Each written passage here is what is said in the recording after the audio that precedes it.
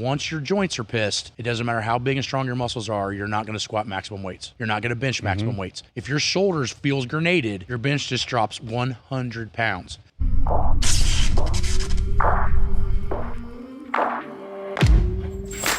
What are some other things that you think lifters are screwing up on? Well, I mean, obviously they're taking programs that aren't designed for them or their structural weaknesses. That's a huge one, you know, and you could tell that by half the questions people send. Yeah. They are not understanding what they need at this time. And that becomes very, very frustrating because people think, and people sell that they really think it's that simple to work out smart. It's not. The human body is the most complex organism that we can possibly ever master. I remember having this conversation with a general when I was in charge of 4th Infantry out at Fort Carson, Colorado. And I'm telling him, hey, look, I need to have these guys in about a 2-week class to understand how to train smarter. These are guys that are like majors and colonels and guys that are going to be in charge of PT, right? And he goes, they need 40 hours to understand all this or more? And I'm like, and there's a tank sitting out there. And I'm like, you see that tank? I go, how long does it take to learn how to drive that tank? And he goes, oh, that's a pretty complex piece of machinery. That's like a 6-month or a year class. And I was like, the human body's 1,000 times more complex than that tank. I mean, if you think about hormones, biomechanics, muscle fiber typing, neurological control, internal and external motor coordination. I mean, you start going into a rabbit hole of insanity. And people really think it's that fucking simple? That you can just go copy Boris Chico's fucking bullshit? Yeah. I honestly think that Chico, this is another thing I think I wanted to talk about. I think Chico actually posts those programs just to see if people are stupid enough to do them. Oh, Because I look at them, and I'll be honest with you. At 20 years old, when I was just first getting around Louis, I saw a Chico bench program, and I tried it. And after about 12 weeks of doing it, my shoulders were so fucking grenaded. And I'm like, there's no way in capacity a human can handle this kind of volume. There's no way. So in my opinion, I think that all that shit's bogus because we don't even know if that's translated right. And I know this for a fact because I sent a handful of pictures of A.S. Medvedev's training books, you know, from Livonia Press. Yeah. And sent him the actual Prilepin chart. I sent Verkhoshansky the Prilepin chart. He goes, some of those numbers are not right. So they didn't even copy it right. So what I'm saying is how did Chico's programs get over here? Maybe those numbers are skewed and flipped up and they don't even know it. And that's the problem is Russian to English is not that easy to translate. So my point is like, you need to be knowing what you need at this time, not just copying somebody else's shit. And that's the hardest part, you know? And that's why I almost never wanted to sell manuals because I get questions. Hey, I'm on the power building manual week 3 and blah, blah, blah. And I'm like, did you read the first 10 pages of warning? This is not designed to copy. This is designed to learn from. yes. This is designed as a template to understand volume parameters in this particular block of training that you want to do, and you're copying it verbatim. Yeah. There's the problem. Yeah. And I'm just like, oh my God. Now, You know one of what I my mean? first T-Nation things that I did was like a 8-week sample, you know, program. And then I get all these questions. And I'm like, dude, it's a sample. You know, and I wish if I could go back, I wish I would have just wrote a template, you know, main movement, supplemental exercise, Yeah. you know, and just, but even that's highly variable. Yeah. The basic thing is that you need to give somebody a canvas and then show me what paint you're bringing to the table. Yeah. Now I can start making the picture. But you can't just make a picture with somebody that doesn't have this type of paint or however you want to look at the analogy. And that's what people think it is. They think that if I got the paint and I can just blah, blah, blah, blah. It doesn't work that way. And the body's not going to adapt to stupid shit it doesn't need after a time. It's going to actually create problems. And that's where, you know, like our online coaching becomes so important is we take all that stuff into consideration. But, you know, people don't realize that everything at some point needs to be individualized, even at a beginner level, because your technique and my technique when we first started could have been very different. Now, once we harnessed everything down and got to West Side and learned from Louie and Chuck, I would say that our technique looked very similar at our peak. But when we first started, I'll bet it didn't. No, I was a close stance. I would wear work boots. Yeah. You know, I squatted more that way. How do you convert? You know, like how do you change that? And what are the stepping processes to get to that higher level elite, what I consider elite technical ability? Your way to get there might be different than mine because the way you started, your weaknesses and strengths are different.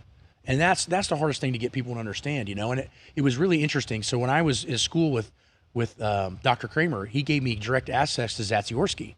So I was so happy I could talk to the guy that wrote the book that Louis copied everything. Not copied, but utilized I from. get it, yeah. And it was interesting because I would send him at 20 years old, I was sending him questions like we get, and he would come back with the answers that we're giving right now. Well, I need to know more in order for me to help you because I don't have enough information to tell you what you want to know. And now I'm starting to go, oh, I see. I need to study this. I need to study that. I need to come with a more concise or pinpointed question because I'm giving him a broad question and he doesn't understand what I'm trying to accomplish. This is what I'm trying to accomplish. This is where I'm at right now. This is my technical proficiency. Now, how do I fix this? And when I started giving him questions like that, he's like, I'd try this, this, and this, and then pick which one works and go that way. You get what I'm saying? No, I totally get what you're saying. So his mentality was so far beyond mine at that point, probably still is. I consider him one of the smartest guys in the world on strength training. I mean, he ran the Central Institute of Physical Culture in Moscow for 30 years, every sport. So the point is like when he started telling me that, it really dialed in the level of questions I needed to get the answers I wanted. So I think with, you know, to piggyback that off the people, because I don't want people to be super like they can't do, you know, they can't train now, you know, because they don't know anything. I think the takeaway is you got to pay attention. You got to ask, are you moving forward? Are you moving backwards? You know, there's a lot of variables. And just for those people that can't afford coaching and whatever, to just understand the variables that we've been talking about. Well, think about it like this. Listen twice as much as you speak. Yes. How many times you heard that? Yeah. Read twice as much as you train. Yes. There you go. Yes. If you read twice as much as you're training, if you're watching us right now, you're already ahead of the curveball because that means they got access to everything you do and everything I do. So the point is now, if you're willing to put the time, effort, and energy into training, why are you not willing to put the time, effort, and energy into reading?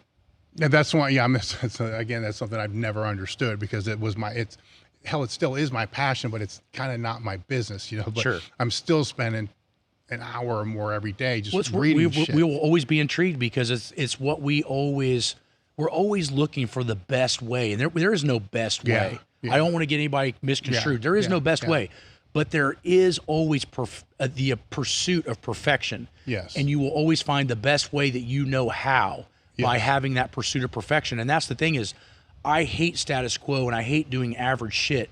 I've always wanted to do anything I ever did at 100 miles an hour. And whether I crashed and burned or I didn't, I know that I gave all I had. Yeah. And to me, I never wanted to leave something on the table that was in a fucking book or waste energy because you know how hard the training was at that point. Why waste the energy? Yes. Like if you got to do another set of 1,000-pound squat for a double, but it's not going to make you 1 ounce stronger, why do it? No, I totally, and how many times have we fucked that up? A ton. And how many times did we try to get other people not to fuck that up? Yeah, exactly. And with those listening, you can stumble and fall forward for a while. You can, but it's at some point in time it's going to lead you to this point, right? And for me, it was a point that was before I came to Westside, and at that point, anything intelligently put together will get you to that point. Just going in the gym, just doing whatever is not going to get you to that point. We'll get you to that point, but once you hit that point and you just, the clock starts clicking backwards if you're not expanding the knowledge base because you just grind. You're going to get hurt. Most people are going to be out of the sport 3 years. Once you get to that point, all these things we're talking about matter even at the beginning, but they highly matter at that point if you want to get to your ultimately best ever.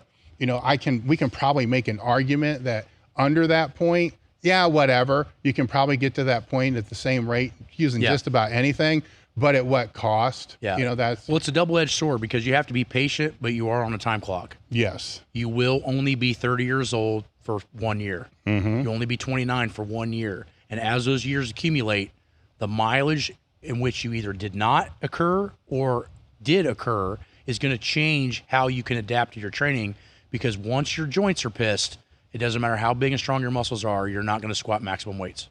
You're not going to bench maximum weights. If your shoulders feels grenaded, your bench just drops 100 pounds. There's just certain types of level of pain in the joint that the body's just not going to let you work through.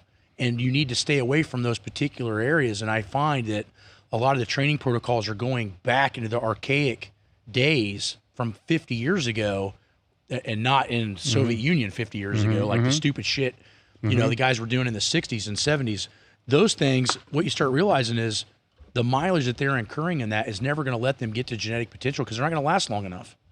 No, I feel Louis felt the same way. A lot of those guys could have been better. Oh, way better. Way better.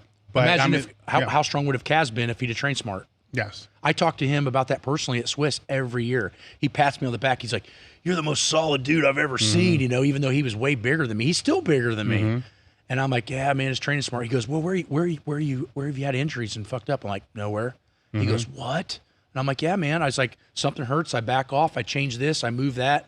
I just work around it." And he goes, "Nah, we didn't do that back in the day. We just worked right through the pain and beat shit up." And he goes, "And now I wish I'd have trained like you." Yeah, exactly. I mean, it is. It's, that's the last way you want to learn. Yeah. Right. And that was the biggest compliment, not only from him, because he was my idol as a kid. I mean, when he was in his prime, I was just 10 years old. But what I started to realize was when I did those seminars with Ed Cohen and Paula Quinn overseas, every class that they ended with, the biggest pat on the back I've ever had is Paula Quinn and Eddie goes, "If I had to do over again, I'd have trained like Matt." Because Eddie can't hardly wash his hair anymore. He's all beat up.